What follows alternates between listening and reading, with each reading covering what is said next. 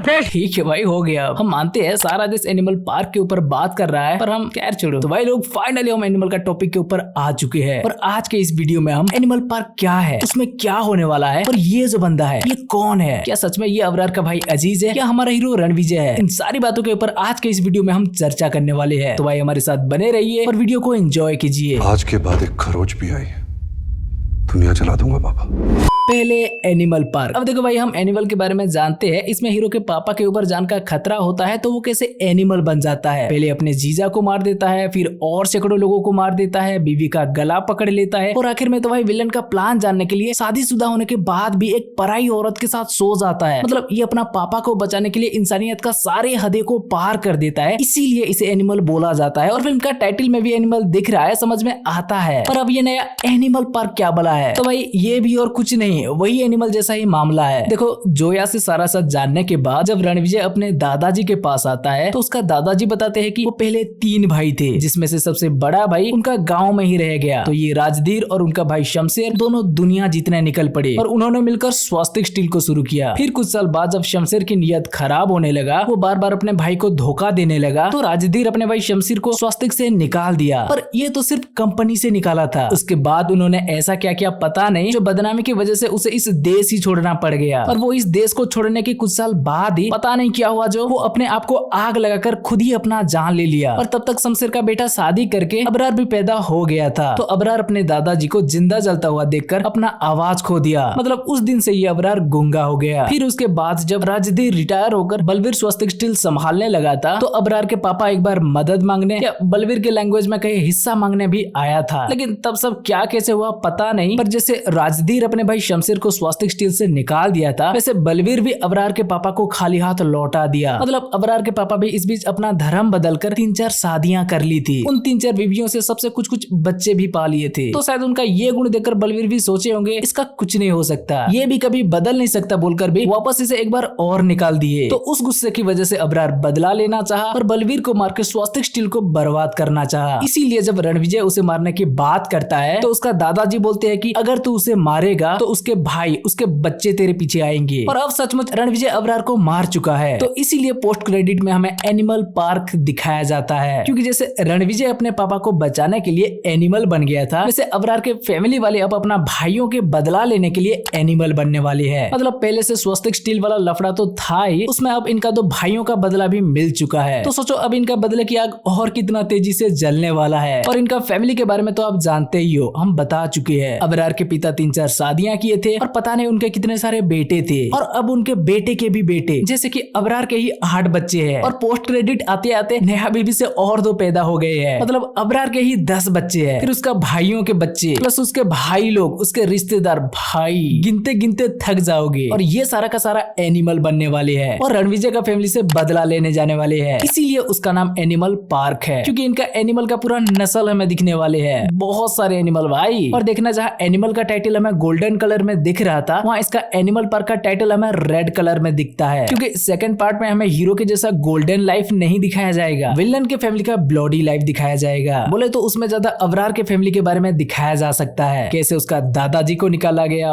पापा को निकाला गया, ये क्या गलती किए, कितना स्ट्रगल किए, वगैरह वगैरह। तो आशा है कि अब आप एनिमल पार्क क्या है समझ चुके होंगे। तो चलो अब इसमें देखने क्या मिलने वाला है वो देख लेते हैं। पहले रणविजय का अगर देखा जाए तो शायद इसके पास कुछ प्लान है जिससे वो एनिमल पार्क में अजीत से निपट सकता है। इसीलिए वो अबरार का सारा प्लान जानने के बाद भी कि उसके जैसा और एक विजय को बनाया जा रहा है, तो वो उसका बॉडी डबल के पास नहीं जाता, पहले अबरार को मारने जाता है। और वहां से लौटने के बाद शायद ये अपना भाइयों को अजीज के पास भी भेजता है उसका नया प्लान को जानने के लिए, जहाँ वो पकड़े जाते हैं। या ऐसा भी हो सकता है कि ये लोग जोया को वहाँ छोड़ने गए हो और अजीज के हाथों मारे गए हो, कुछ भी हो सकता है भाई। पर हाँ, अब ये तो पक्का है कि जब रणविजय के 2 भाइयों को अजीज मार दिया है तो अब रणविजय भी चुप नहीं बैठने वाला। वहीं अगर हम अजीज के देखें तो भाई देखने में तो ये दिमाग से पैदल ही लगता है। मतलब ये सोच समझ कर ज्यादा काम नहीं करता होगा, शायद हमेशा से ये साइको की तरह ही डिसीजन लेता होगा, क्योंकि इसे मारकाट के अलावा और आता ही क्या है, ये एक बूचर जो है। लेकिन फिर भी इसे रणविजय के जैसे एक चेहरा दिया गया है, तो भाई जरूर डायरेक्टर इसे रणविजय के फैमिली में घुसाने के प्लान करेंगे और